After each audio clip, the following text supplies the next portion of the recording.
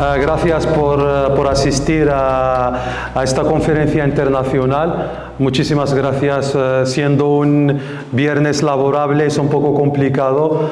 De su carrera profesional destacaremos haber estado al mando de la Compañía de Operaciones Especiales número 11, jefe de estación en Guinea Ecuatorial, jefe del Museo del Ejército, jefe de delegación española en Costa Rica, Francia y Marruecos. Pues le cedemos la palabra, todo tuyo, señor Diego Camacho, pues para hablar 70 años de la anexión por Marruecos. Gracias. Bien, buenos días, muchas gracias por la presentación. Bueno, voy a empezar por el origen de lo que se trata la conferencia, es decir, la oleada colonialista última que sucede en el mundo es a raíz del Tratado de Berlín de 1885, inspirado por el canciller alemán Bismarck.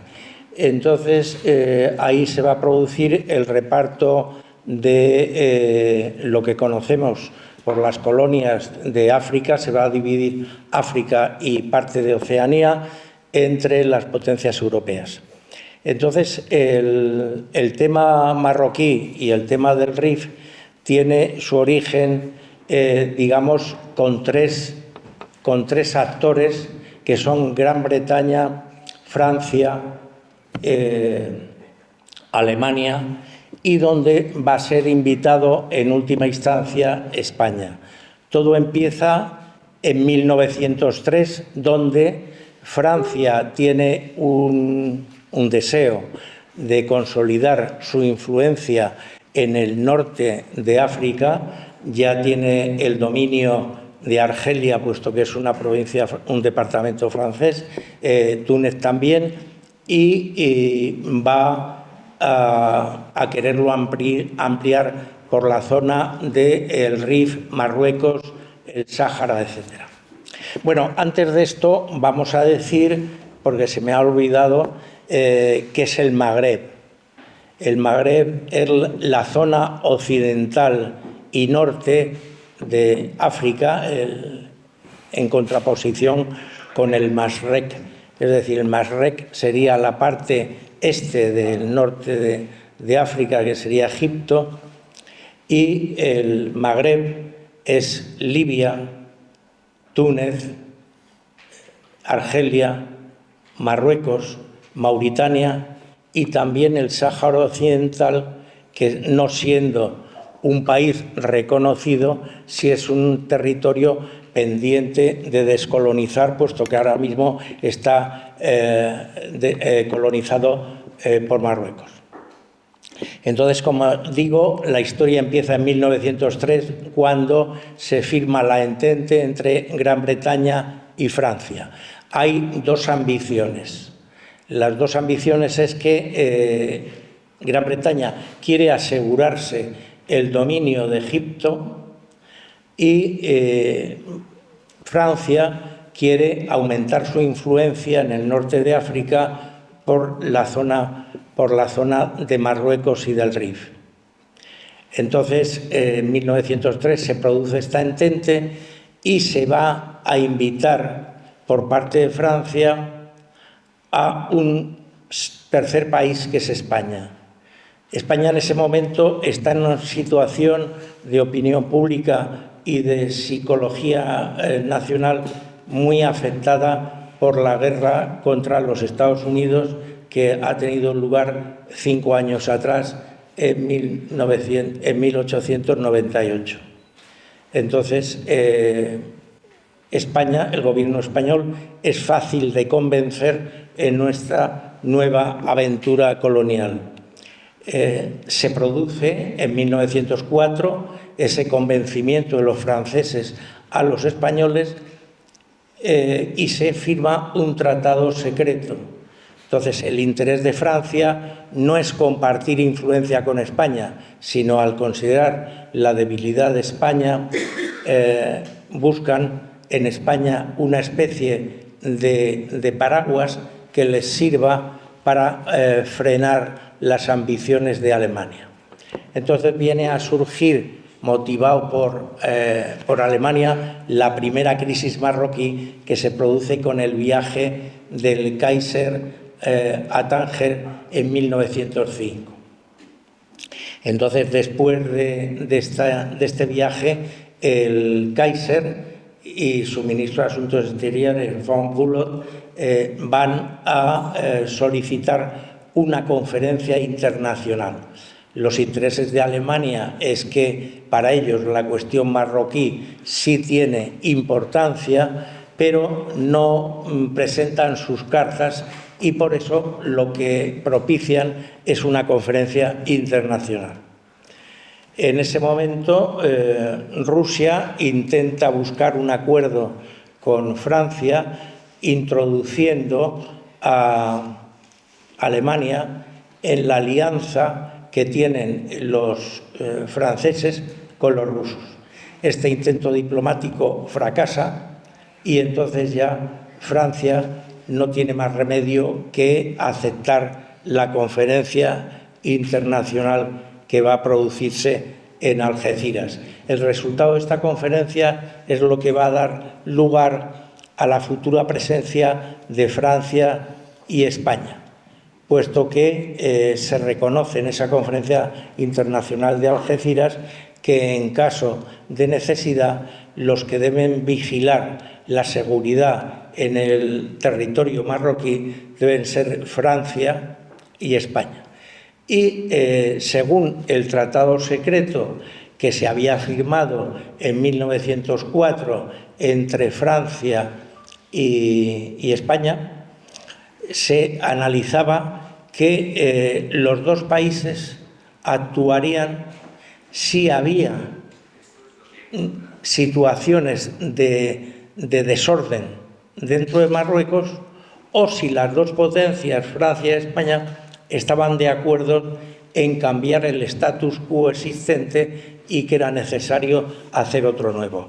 Entonces, en 1907 se va a producir una serie de disturbios en Marruecos y en el Rif, y estos disturbios son los que van a originar, digamos, la penetración de España y Francia en todo el territorio marroquí. En España será el origen de la Semana Trágica de Barcelona en 1909 para protestar del envío de soldados a Marruecos, digamos, para reprimir esa violencia. Entonces, en 1911 se producirá la primera pacificación del territorio y ya ahí Alemania por primera vez le dirá a Francia cuáles son sus cartas.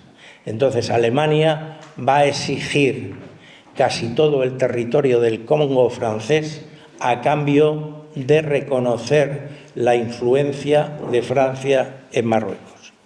Entonces en 1912 se producirá el protectorado de Francia y de España con un reparto previo en donde se le asigna a Francia lo que es la costa atlántica de Marruecos y a España la costa mediterránea con una parte sur al norte del Sáhara Occidental español. Bueno, en 1912 va a empezar este protectorado de Francia y España, como digo, y los italianos, utilizando su política internacional tradicional, van a aprovechar la ocasión y van a establecer su protectorado en Trípoli, en Libia.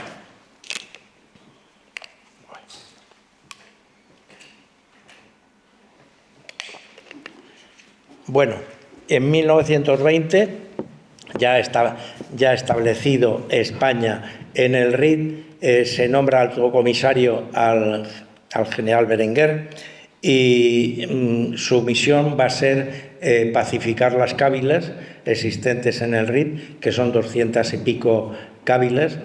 Esta política no va a tener, digamos, un éxito inmediato, va a haber una serie de derrotas de los rifeños contra el ejército español y finalmente, después del desembarco de Alhucemas, el ejército español conseguirá pacificar la zona del Rif en 1926, que es la fecha en donde se inicia este asunto.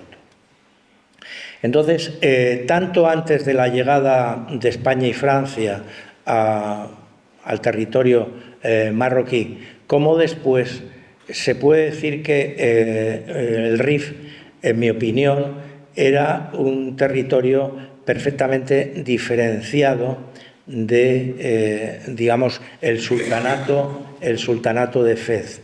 Es decir, nunca el sultán de Fez o el sultán de Marrakech había, digamos, sido reconocido como Amir al-Muminin, es decir, como descendiente del profeta Mahoma.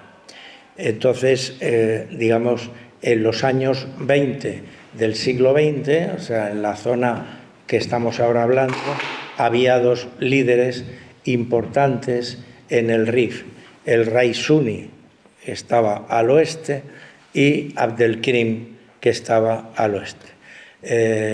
Fundamentalmente, las tropas españolas se van a enfrentar con los dos, pero fundamentalmente se van a enfrentar con Abdelkrim, que está, como digo, en la zona oeste del Rif. Pero lo que es importante retener es que el Rif nunca ha reconocido ese ascendiente espiritual del que se viste el sultán de Marruecos. Es decir, el sultán de Marruecos es rey y también Amir al-Muminin, según él, cosa que para los rifeños nunca ha sido, digamos, de recibo. Por lo tanto, sí que se genera dentro de Marruecos una división existencial y espiritual de lo que va a dar esa división política. De todas formas, cuando en el año 56 las potencias colonizadoras deciden llamar a Mohamed V, que está en Madagascar, para que vuelva a Marruecos y entonces conceder la independencia a Marruecos, primero de la zona dominada por los franceses y a los pocos meses por la zona dominada por los españoles, digamos, las potencias europeas lo que intentan no es generar dos países diferenciados, sino intentan darle al sultán de Marruecos una soberanía sobre todo el territorio que de hecho nunca ha tenido. Entonces, bueno, pues realmente esta situación, después veremos con el paso de los años que es un argumento que imposibilita la idea del actual sultán de Marruecos de conceder una autonomía al Sáhara para apropiarse del territorio. Es decir, la autonomía va en contra de la naturaleza del sultanato. Es decir, un sultán no puede delegar el poder que ha recibido porque eso automáticamente le constituye una pérdida de baraka, por lo tanto una pérdida de legitimidad y por lo tanto una debilidad que no es asumible. La respuesta que, por ejemplo, la política española no ha sabido nunca dar ante el tema del Sáhara es que si fuera factible dar una autonomía a un territorio que está bajo tu poder, podías haberte entrenado con el Rif. El Rif era una región que siempre había estado en contra y levantada contra el sultán de Fez y que nunca había llegado a dominar. Entonces, bueno, pues esto no se ha producido, pero la idea básica es que un sultán no puede conceder autonomía si no pone en riesgo la legitimidad de su poderío en el interior del país. Entonces, esto, digamos, es la nota predominante en todo el sultanato de Mohamed V, de Hassan II y de ahora Mohamed VI. Mohamed V incluso llega a ofrecerle a Abdelkrim, que está entonces exilado en Suiza en el año 56, le pide que vuelva, a lo que Abdelkrim se niega. Abdelkrim, cuando pierde su última batalla contra el ejército combinado de Francia y España, se entrega a los franceses y después se va a vivir a Suiza. Entonces, bueno, en ese momento Abdelkrim rechaza, porque los rifeños en esencia siguen rechazando esa autoridad del sultán. Cuando termina la colonización española y francesa, es cierto que se podría haber diferenciado lo que era la zona rifeña, berebera auténtica, de la zona atlántica más arabizada, pero ahí estuvo, digamos, la opinión francesa, que quería predominar en un Marruecos único, con objeto de ejercer ese sueño de los sultanes marroquíes, que es el Gran Marruecos. El Gran Marruecos que abarca no solamente lo que conocemos de Marruecos actualmente en las fronteras, sino también parte de Argelia, con quien todavía no ha llegado a un acuerdo fronterizo, con Mauritania, con parte de Senegal, evidentemente con el Sáhara Occidental y con parte de las Islas Canarias. Entonces, bueno, ¿qué puedo yo decir de la política de España en este periodo?